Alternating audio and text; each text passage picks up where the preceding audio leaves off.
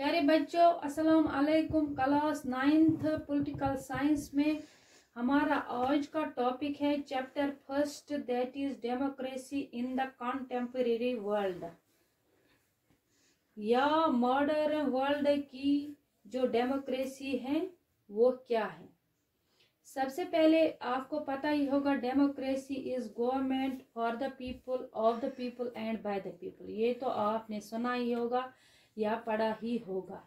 तो democracy, in other words, democracy is a form of government in which people are allowed to choose their rulers। यानी लोगों को हक होता है डेमोक्रेसी में, उनको हक होता है अपनी सरकार चुनने का।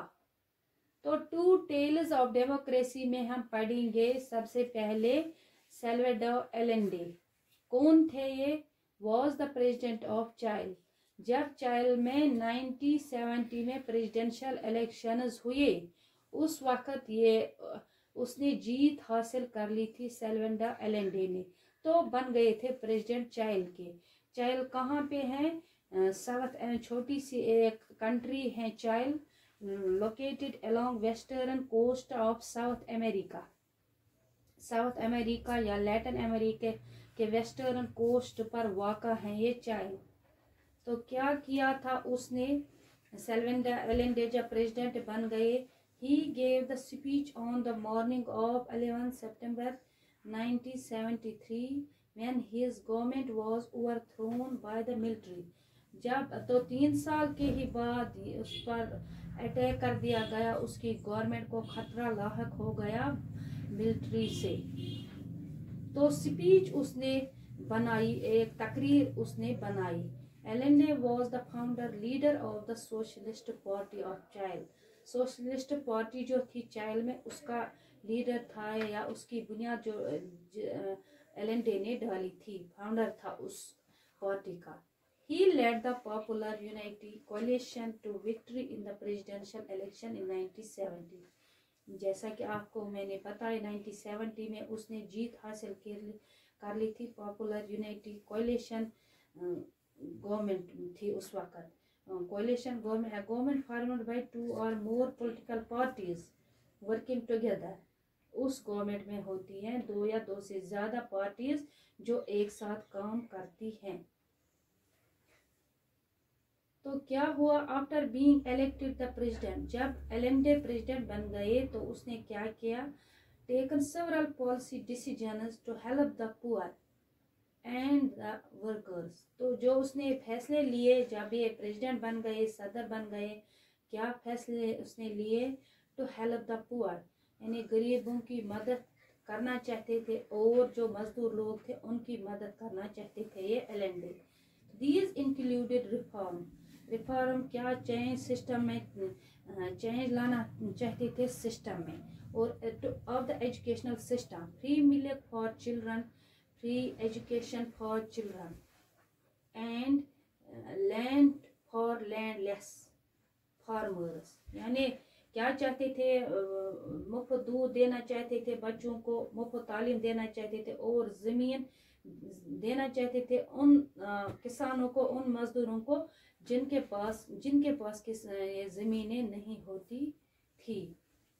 ही स्टॉप्ड फॉरेन कंपनीज, और उसने क्या किया था?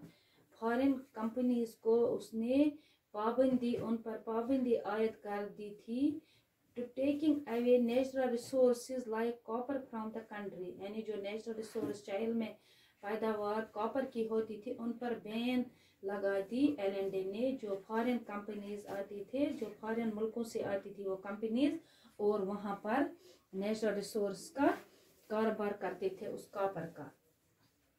The landlords, the rich and the church opposed his policy. जो ये नेचुरल रिसोर्स पर पाबंदी आयद की उसने एलेंडे ने, तो जो अमीर लोग थे, जो बड़े जागीरदार लोग थे, अमीर लोग थे या क्लर्जी थे, उनको गुस्सा चढ़ गया और वो उसकी पॉलिसी से के खिलाफ हो गए। Some other political parties in Chile also opposed his government। और भी जो पॉलिटिकल पार्टीज थी, सियासी जमातें थी, वो भी उसकी गवर्नमेंट के खिलाफ हो गए। तो जब क्या हुआ था उसके बाद? Military coup of 1973। 90 coup means attack, military attack कर दिया गया था एलन डे की सरकार पर, एलन डे की गवर्नमेंट पर चाइल में। On the morning of 11 September 1973 the military took over the seaport, यानी चाइल का सीपोर्ट जो था, बंदरगाह जो थी, उनको कब्जा जमा लिया मिलिट्री ने उस पर। The defense minister was arrested by the military when he arrived at his office। तो डिफेंस मिनिस्टर जो थे, वजीर खारजा जो थे, तो उसको जब वो आ रहे थे ऑफिस तो उसको गिरफ्तार कर लिया गया। The military commanders asked the president to resign।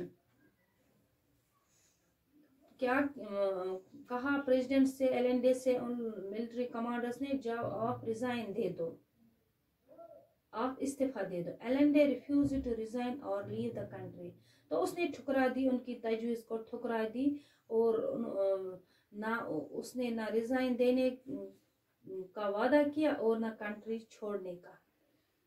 But realizing the danger to the country and to his life, he gave speech on the radio to the people। जब उसको लगा कि खतरा अब आ गया, अब डेंजर, बहुत खतरा लगा उसको कंट्री पर भी और अपनी लाइफ पर भी, तो उसने speech they the through radio. लोगों तक उसने अपनी तकरीर पहुंचाई रेडियो के जरिए।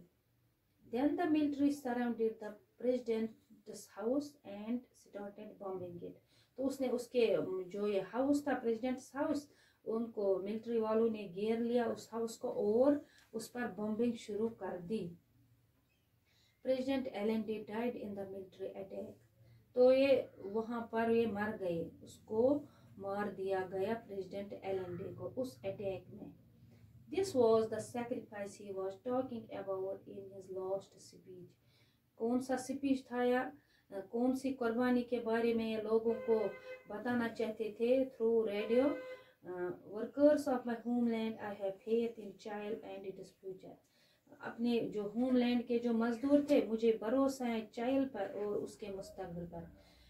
जो ये चिलियंस हैं, ये इसको ख़त्म कर देंगे। जो ये समय चल रहा है इस वक्त जो चल रहा है, ख़राब वक्त चल रहा है, ये ख़त्म हो जाएगा। गालिब आ गया हम पे, ये बुरा साया इस वक्त जो चल रहा है वो टल जाएगा।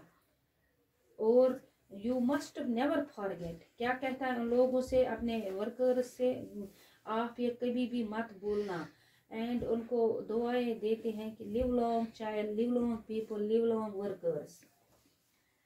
तो और कहता है लोगों से, जो ये मैंने सेक्रीफाइस दे दी आप लोगों के, ये कभी ज़ाया नहीं होगी मेरी ये सेक्रीफाइस। और आप इस डेमोक्रेसी को कायम रखना हमेशा के लिए। यही वो sacrifice, this was the sacrifice he was talking about in his last speech. अपने उस लास्ट स्पीच में ये इसी सेक्रीफाइस का जिक्र करते थे लोगों से। A government elected by people was overthrown by the military through conspiracy and violence। जो लोगों ने चुनी थी ये एलन डे की सरकार, उसको हटा दिया गया by the military through conspiracy, एक सीक्रेट प्लान के तहत, एक साजिश के तहत, एंड वायलेंस के तहत, ज़बरदस्ती के तहत इस गवर्नमेंट को हटा दिया गया मिलिट्री ने। कब? 1973 में। प्यारे बच्चों, इससे आगे हम पढ़ेंगे दूसरे वीडियो में। तब तक के लिए अल्लाह हाफिज।